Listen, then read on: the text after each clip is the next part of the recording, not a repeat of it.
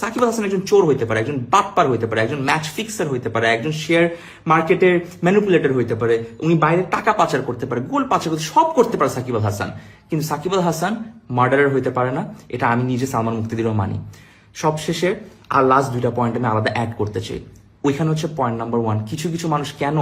এই যে জুলাই মাস গেল, বন্যা গেল, কিছুর পরও সাকিব আল হাসান এখন পর্যন্ত একটা নর্মাল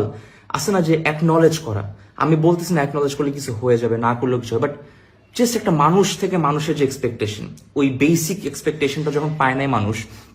সাকিব আল হাসানের থেকে এটা চাওয়াটা কিন্তু খুব বড় গুনার কিছু না, যে কোনো মানুষের থেকে, শুধু সাকিব না। তো কিছু কিছু মানুষ কেন বলতেছে কি এমন হয়ে গেছে, ও তো একজন ক্রিকেটার, নিউট্রাল থাকতেই পারে, অবভিয়াসলি থাকতে পারে, কিন্তু প্রবলেমটা হচ্ছে ওনাকে তো কেউ ক্রিকেটার হিসাবে ওনার থেকে মানবতাটা চায় নাই। এক হচ্ছে মানুষ হিসাবে চাইছে,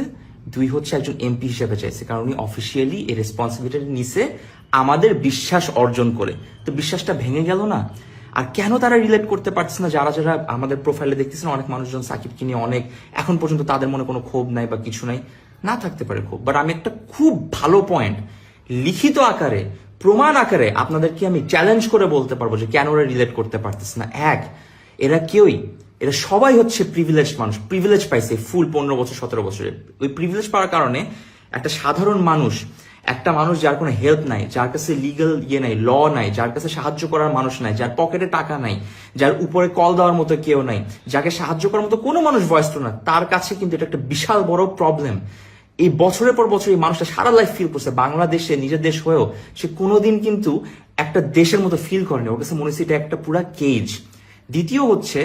আমি যেরকম, আমারও কিন্তু পার্সোনালি কোনো কিছু এফেক্টেড হয়নি, বাট মানুষ হিসেবে আমার কাছে বারবার মনে হচ্ছে, আচ্ছা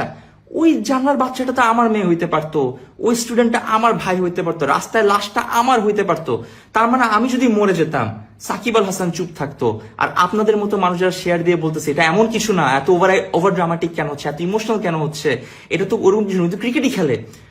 আপনি কানেক্টই করতে পারতেছেন না, এটা আপনার দোষ না। এটা আমি খালি পয়েন্ট আউট করলাম যে you go to their profile, যারা শেয়ার করছে জিনিসটা, I challenge you, full July মাস বন্যার মাসে ওরা কেউ এফেক্টেড হয় নাই, ওদের কোনো ফ্যামিলি এফেক্টেড হয়নি, ফ্যামিলি এফেক্টেড হইলেও ওরা কখনো ওদেরকে সাহায্য করতে আগায় না, বিকজ ওরা ওই হিউম্যান কানেকশনটাই ফিল করে না। এটা আপনাকে আমি লিখিত দিব, তো বললাম ওরা অ্যাকনলেজই করতে পারেনি প্রবলেমটা কোথায়, ওরা জানি না, ওরা একটা বাবলে বাস করে।